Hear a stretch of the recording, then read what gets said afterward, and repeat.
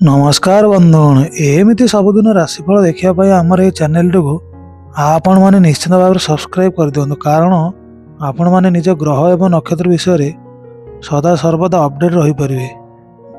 नमस्कार बंधुगण मुझे वैष्णव सुधाकर चलते ये डिसेम्बर मसरे मेषराशि व्यक्तिविशेष मसटी किपर भाव में कटो से विषय आम आलोचना करवा। बर्तमान चलतु आम प्रथमे जाणीने केउ ग्रह केउ राशि को यह मासरे चलन करुछंती। मंगल महाग्रह 7 डिसेम्बर रु धनु राशि की चलन करुछंती एवं बुध महाग्रह 6 डिसेम्बर रु बिछा राशि को चलन करुछंती।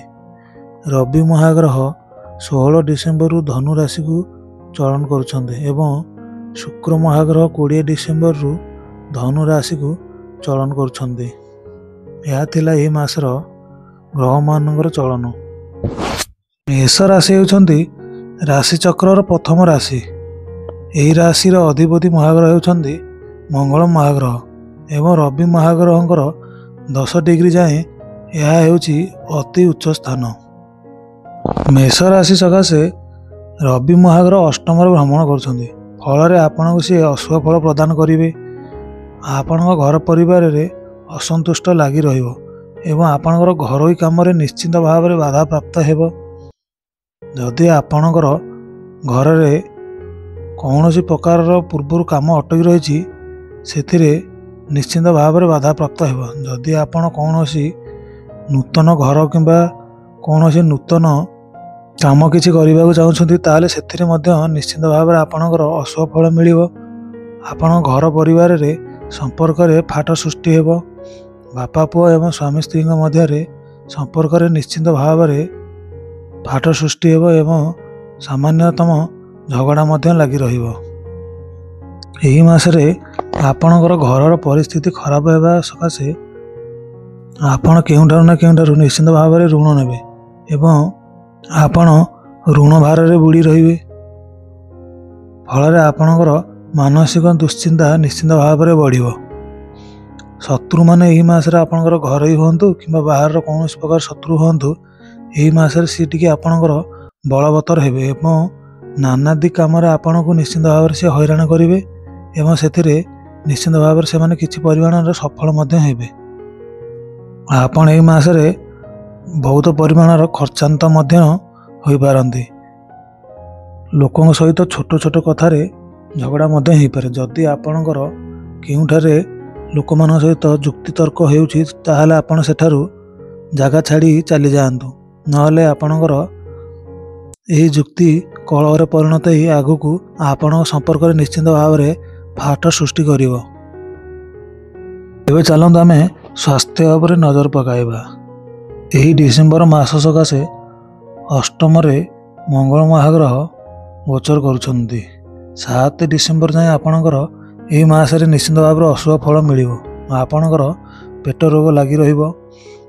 लिवर जनित कौन प्रकार आपणकर समस्या हेबो एवं आपणकर खाद्य ठीक से हजम हेबो नाही एवं पेटरे आपणकर प्रायतः समय गैस लगी रहिबो एवं ब्लड प्रेशर भली आपणकर समस्या मध्य देखा देबो। एवं शनि महाग्रह द्वादश रही आपण को यही मसरे अशुभ फल प्रदान करिवे। फल आपणकर आंठु गंठी कौन प्रकार असुविधा हेबो एवं गोड़ हाथ बिंधा हेबा सहित आपणकर बेक मुंडा जंत्रणा हेबो एवं मुंड बिंधा हेबो एवं आपणकर अस्थि जनित समस्या निश्चिंत भाव में यही मसरे देखा देबो।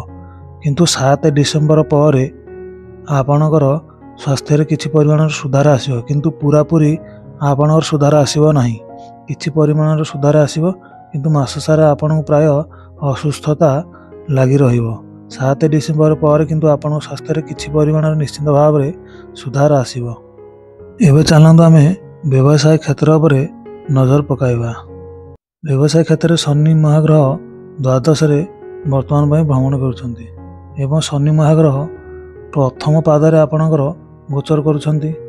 फल आपण व्यवसाय रे आपणकर निश्चिंत भाव में अशुभ घटिबो एवं आपणकर कौन सी प्रकार लाभ होबार आदौ संभावना रहिबो नाही। आपण जेते चेष्टा कले मध्य एही मासर कौन प्रकार भी आपण लाभवान हो पारिबे नाही। ଗ୍ରାହକମାନଙ୍କର ନିଶ୍ଚିତ ଭାବରେ ଆପଣଙ୍କର ହ୍ରାସ ଘଟିବ ଏବଂ ଯଦି ଆପଣଙ୍କର ପୂର୍ବରୁ କୌଣସି ପ୍ରକାରର ବ୍ୟବସାୟ ଠପ୍ ହୋଇ ପଡ଼ି ରହିଛି ତାହେଲେ ତାହା ମଧ୍ୟ ସେହିପରି ଭାବରେ ଠପ୍ ହୋଇ ପଡ଼ି ରହିବ। ସେଥିରେ କୌଣସି ପ୍ରକାରର ଉନ୍ନତି ହେବାର ଆଦୌ ସମ୍ଭାବନା ନାହିଁ। ଆପଣ ଯଦି ବିଦେଶରେ କୌଣସି ପ୍ରକାର ବ୍ୟବସାୟ ଆରମ୍ଭ କରିବାକୁ ଚାହୁଁଛନ୍ତି ତାହେଲେ ଏହି ମାସରେ ଆପଣ ଆଦୌ ଆରମ୍ଭ କରନ୍ତୁ ନାହିଁ, ନହେଲେ ଆପଣଙ୍କୁ ସେ ଅସଫଳର ରାସ୍ତା ନିଶ୍ଚିନ୍ତ ଭାବରେ ଦେଖେଇବ। ଯଦି ଆପଣ କୌଣସି ପାର୍ଟନର ବିଜନେସ୍ ଆରମ୍ଭ କରିବାକୁ ଏହି ମାସରେ ଚାହୁଁଛନ୍ତି ତାହେଲେ ଆଦୌ କରନ୍ତୁ ନାହିଁ। ଯଦି ଆପଣ ଭାଗ ହୋଇ କୌଣସି ପ୍ରକାର ବ୍ୟବସାୟ ଏହି ମାସରେ କରିବାକୁ ଚାହୁଁଛନ୍ତି ତାହେଲେ ଆଦୌ କରନ୍ତୁ ନାହିଁ, ନହେଲେ ଭାଗ ହୋଇ ଯେଉଁ ବ୍ୟବସାୟ କରିବେ ତାହା ଆପଣଙ୍କର ବୁଡ଼ିବାର ପ୍ରାୟତଃ ବହୁତ ସମ୍ଭାବନା ରହୁଛି ଏବଂ ନିଶ୍ଚିନ୍ତ ଭାବରେ ମଧ୍ୟ ଏହା ଅସଫଳ ଆପଣଙ୍କର ହୋଇପାରେ। ଯେଉଁମାନେ ଚାକିରି କିଛି ଖୋଜାଖୋଜି କରୁଛନ୍ତି ସେହିମାନଙ୍କର ଏହି ମାସରେ ଚାକିରି ମିଳିବାର ସମ୍ଭାବନା ବିଶେଷ ଭାବରେ ନାହିଁ। କିନ୍ତୁ ଯେହେତୁ ଏହି ମାସରେ ବୃହସ୍ପତି ମହାଗ୍ରହ ଆପଣଙ୍କର ଚତୁର୍ଥରେ ଭ୍ରମଣ କରୁଛନ୍ତି, ସିଏ ଆପଣଙ୍କୁ ନିଶ୍ଚିନ୍ତ ଭାବରେ ଶୁଭ ଫଳ ଦେବେ। ଏହା ବ୍ୟବସାୟ କ୍ଷେତ୍ର ଏବଂ ଚାକିରି କ୍ଷେତ୍ର ଉପରେ ନିଶ୍ଚିନ୍ତ ଭାବରେ ପଡ଼ିବ। କିନ୍ତୁ ଚତୁର୍ଥରେ ବୃହସ୍ପତି ଶୁଭ ଫଳ ଦେବେ, କିନ୍ତୁ ଶନି ମହାଗ୍ରହଙ୍କ ସକାଶେ ସେ ଏତେ ମଧ୍ୟ ଶୁଭ ଫଳ ଦେଇପାରିବେ ନାହିଁ। ଆପଣଙ୍କର ବ୍ୟବସାୟରେ କ୍ଷତି ହେବ, କିନ୍ତୁ ସେଥିରୁ ଆପଣ କିଛି ପରିମାଣର ନିଶ୍ଚିନ୍ତ ଭାବରେ ବର୍ତ୍ତି ଯାଇପାରିବେ। କାରଣ ଯେହେତୁ ବୃହସ୍ପତି ମହାଗ୍ରହଙ୍କର ଶୁଭ ଫଳ ରହୁଛି, ଆପଣ ସେଥିରୁ କିଛି ପରିମାଣର ନିଶ୍ଚିନ୍ତ ଭାବରେ ବର୍ତ୍ତି ଯାଇପାରିବେ। ଏବେ ଚାଲନ୍ତୁ ଆମେ ବିବାହ କ୍ଷେତ୍ର ଉପରେ ନଜର ପକାଇବା। ଶୁକ୍ର ମହାଗ୍ରହ ଏହି ଡିସେମ୍ବର ମାସରେ ମେଷ ରାଶି ସକାଶେ ଅଷ୍ଟମରେ ଭ୍ରମଣ କରୁଛନ୍ତି। ତେଣୁକରି ସିଏ ବିବାହ କ୍ଷେତ୍ରରେ ଅଶୁଭ ଫଳ ପ୍ରଦାନ କରିବେ, କାରଣ ଅଷ୍ଟମ ଶୁକ୍ର ଆଦୌ ଶୁଭ ଫଳ ପ୍ରଦାନ କରନ୍ତି ନାହିଁ। ତେଣୁକରି ବିବାହ କ୍ଷେତ୍ରରେ ଆପଣଙ୍କୁ ନିଶ୍ଚିନ୍ତ ଭାବରେ ଅଶୁଭ ଫଳ ମିଳିବ।